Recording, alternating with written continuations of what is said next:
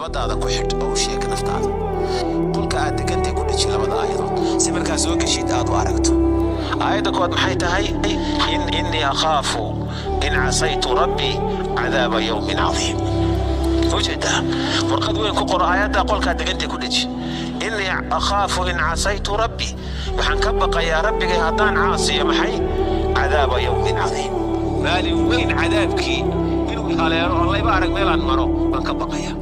آياتاس مروا بكل العلم قلبك كرد قرأ قلبك كل جسم صادوا عرقت مركز أنا تدور حصان ساعات زمان آيات لبعض محيط هاي ألم يعلم بأن الله يرى ألم يعلم بأن الله يرى بيان أوجين قف كان إلهي وأركيه سبحانه وتعالى إلهي وأبو أركا صمة يقول ما كرتا هذا حتى الله ينكتزت وقول يقول كقولي سحرته سوكم تشهد إلهي يقول ما كرتا إن الله كان عليكم رقيبا لماذا